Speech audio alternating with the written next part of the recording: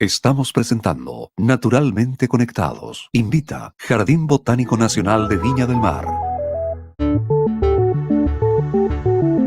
Pero ahora nos vamos a detener en el hidrógeno verde. Así que vamos a entrar en contacto inmediatamente con nuestro amigo de la casa ya a estas alturas, Pablo Tello, el asesor técnico del proyecto de descarbonización en Chile de la GIZ, la Agencia Alemana de Cooperación Internacional. ¿Cómo estás, Pablo? Hola.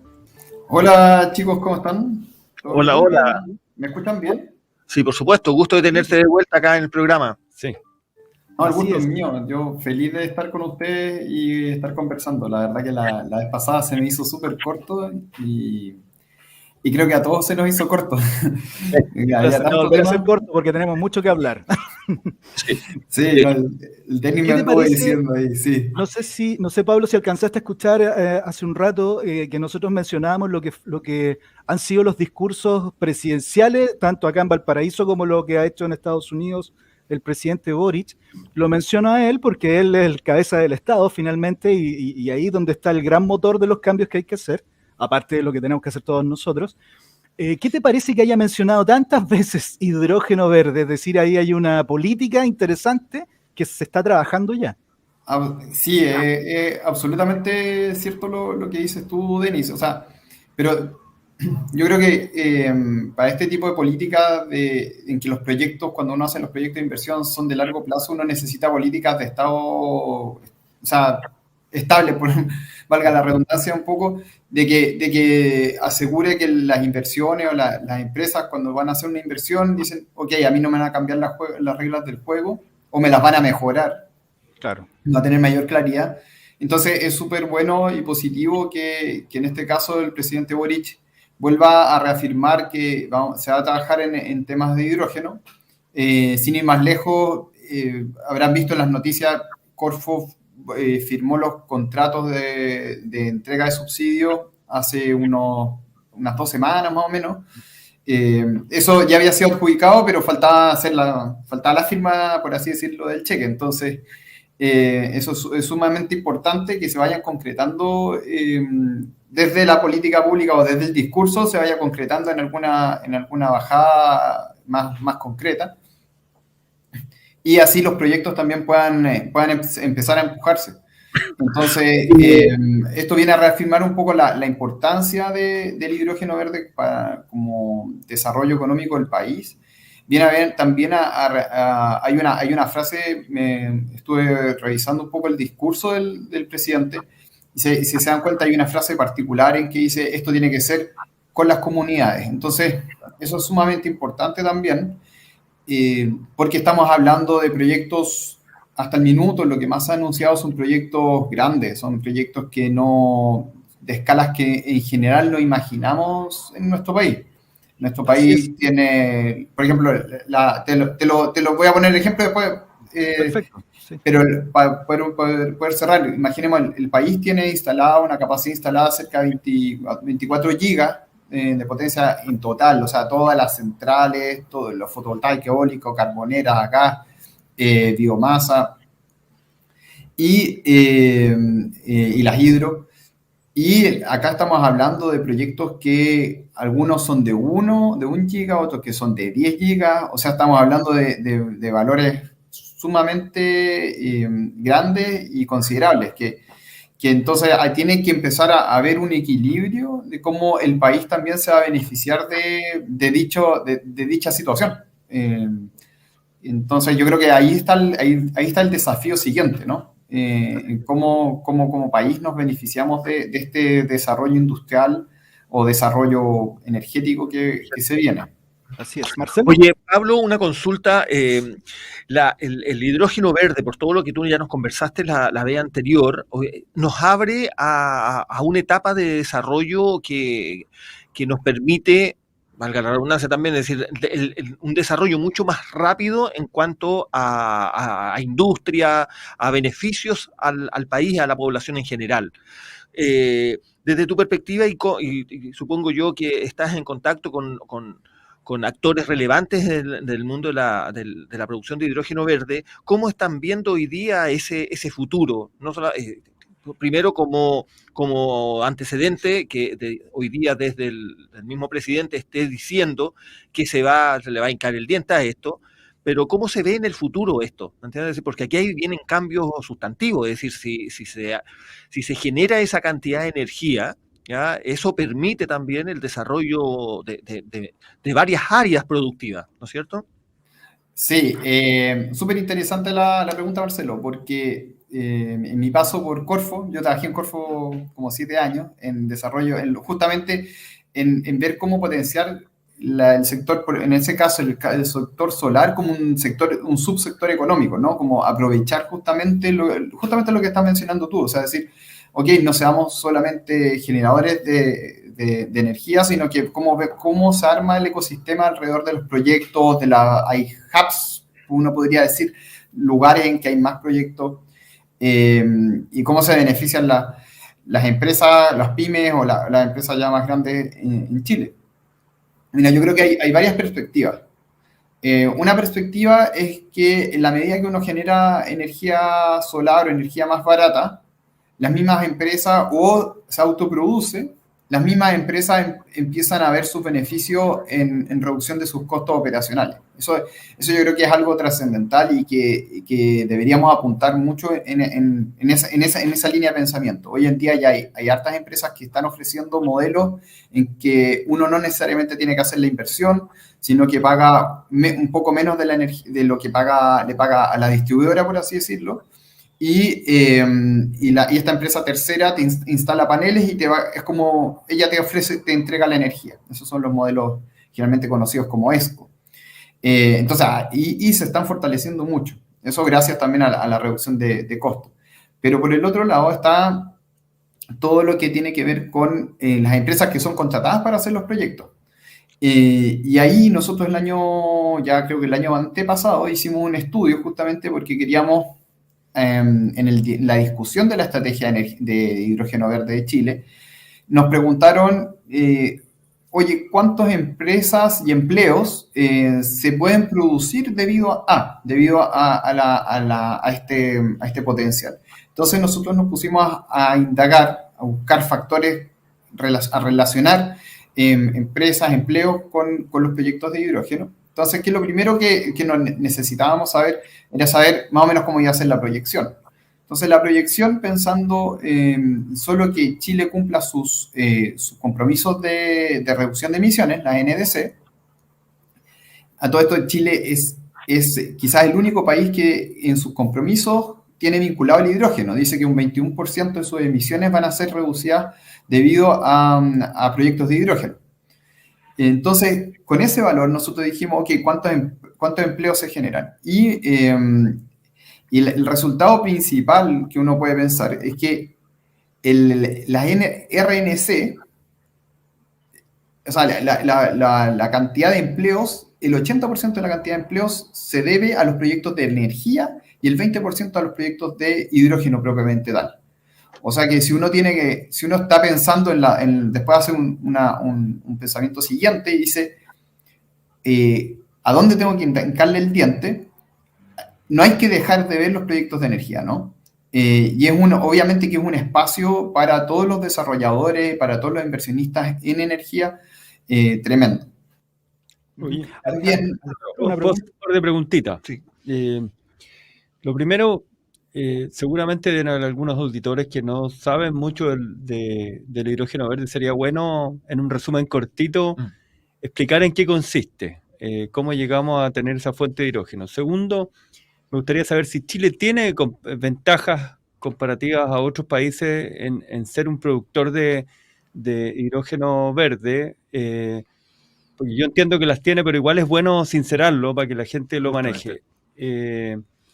Y los grandes proyectos que hay, yo sé que hay algunos en el sur de Chile que son tan grandes al nivel de que, esto lo escuché, no tengo la certeza, pero que podríamos llegar a exportar energía a nuestros países vecinos. Sí, Alejandro, toda la prensa ha dicho que la planta que se está construyendo en Magallanes podría generar el 13% del hidrógeno verde para el planeta. Imagínate. No para Chile, para el planeta, imagínate. ¿Es así? En porcentaje,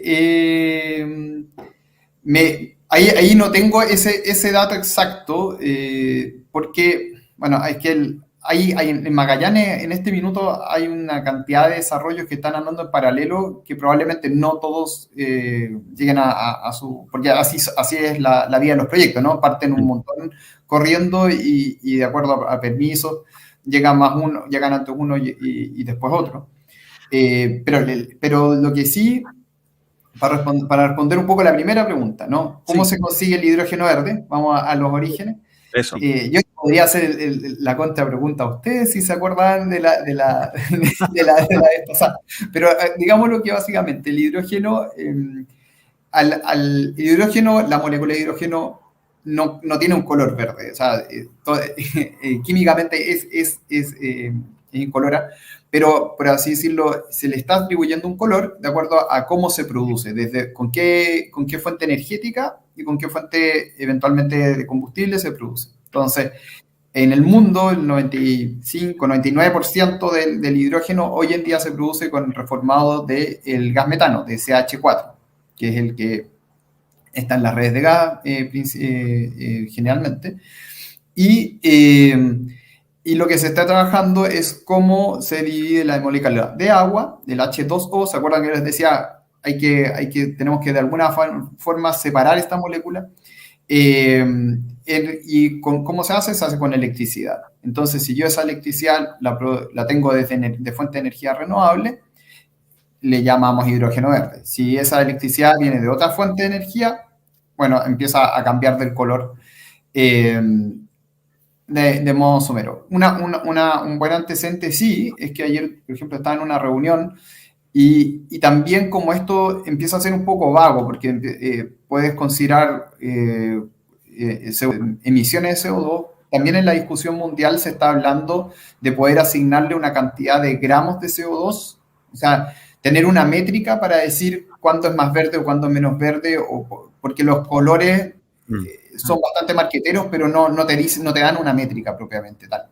Entonces, es probable que en el futuro, ya en 1 año o 2 años más, empiecen a decir, mira, sabes que con tantos gramos de CO2 por kilo de hidrógeno producido se considera verde más claro, verde más oscuro, pasa a azul o a otros colores. Objetivo, lo hicieron más objetivo. Claro, justamente.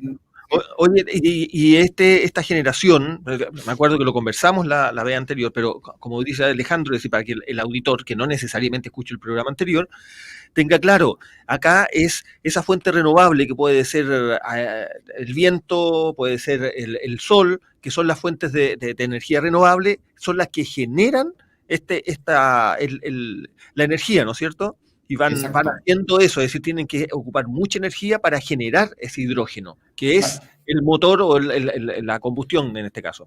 Claro, o sea, tú necesitas electricidad, eso es lo base, ¿ya? Entonces tengo mi electricidad, por así decirlo, verde, y esa electricidad la utilizo en un aparato que se llama el electrolizador. Y el electrolizador hace la magia, por así decirlo. Correcto. Produce la separación. Dependiendo, hay varias tecnologías de electrólisis.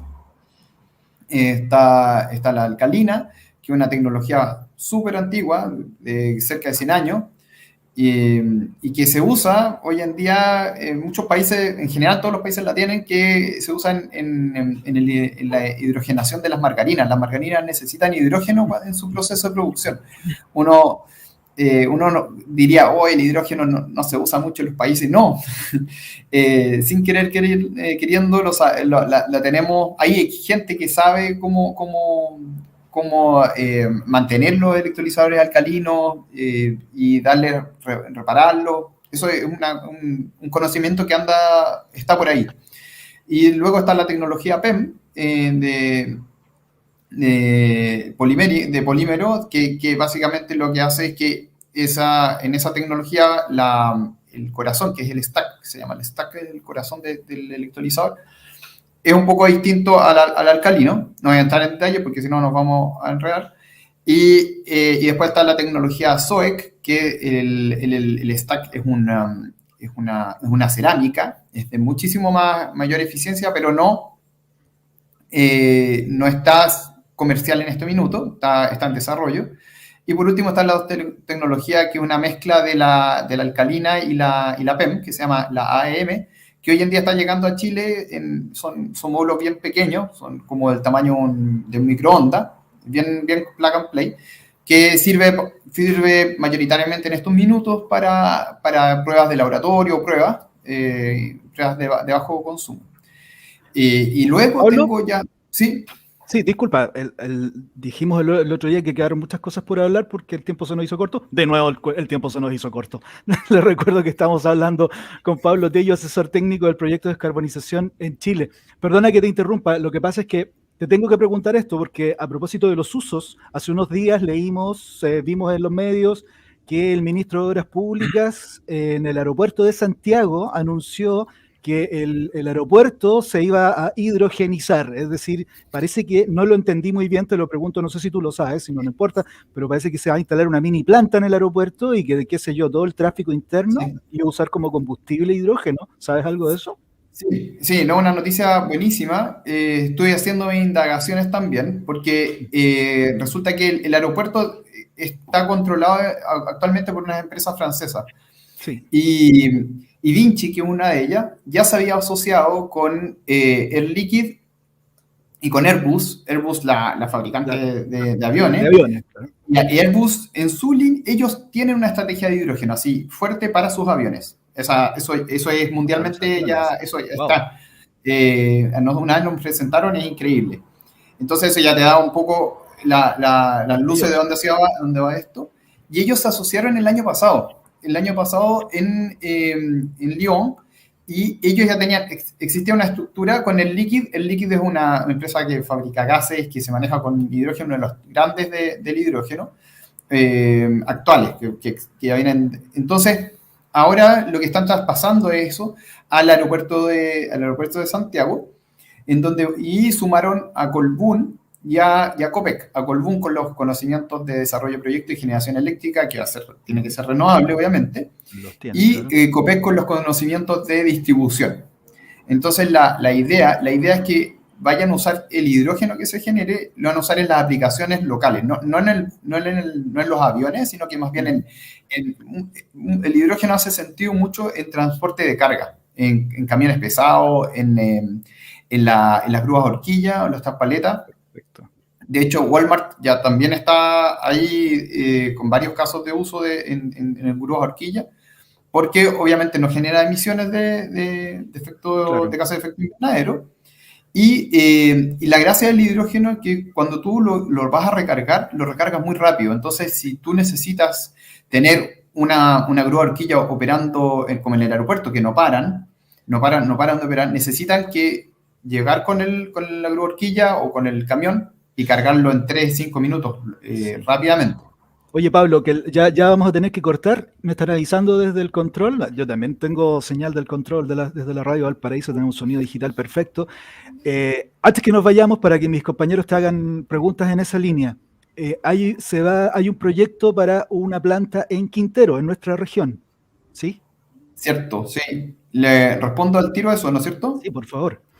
Sí, GNL Quintero vio su potencial que tenía en desarrollo, en conocimiento de gas, por así decirlo, y junto a Enagas y Acciona, que es una empresa de energía, están viendo un nuevo modelo. El modelo de ellos no es instalar las plantas solares o eólicas, sino que aprovechar todo lo que tiene Acciona ya hoy en día operando, y simplemente usar las líneas de transmisión que ya están instaladas y tener una suerte de generación de hidrógeno en la zona para poder apoyar los procesos de descarbonización que son muy necesarios, obviamente, por lo que ha estado pasando todos los años que está ocurriendo.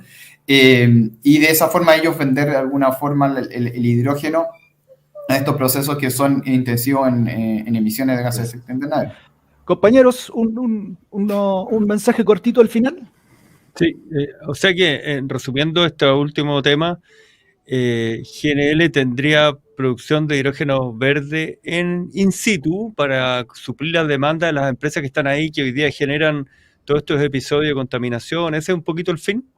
Exactamente. Así lo están viendo. Perfecto. Qué bueno, Perfecto. porque en el fondo va en la línea de lo que todos queremos, que ojalá Quintero y Puchuncaví terminen siendo Justamente, zona de sacrificio. zona de así como sacrificio. Que ya es, que ya es. Sí, lamentablemente, sobre todo estos episodios que hemos visto en estos últimos días. Pablo, va a venir una invitación más adelante, de seguro, de seguro. Así que te agradecemos esta segunda conversación que hemos tenido contigo en Naturalmente Conectados. Hoy, gracias a ustedes por invitarme. Yo feliz de estar y en una de esas voy la próxima, nos vemos en físico. En el Ay, estudio, ya, sería genial. perfecto. Que me digan. Sí. Hay una botella de hidrógeno verde para que lo probemos. Eso. Así es. Ya pues, Pablo, muchas gracias. Y estén muy bien. Gracias. Igual tú, nosotros Chao, ahora chao. nos vamos a separar.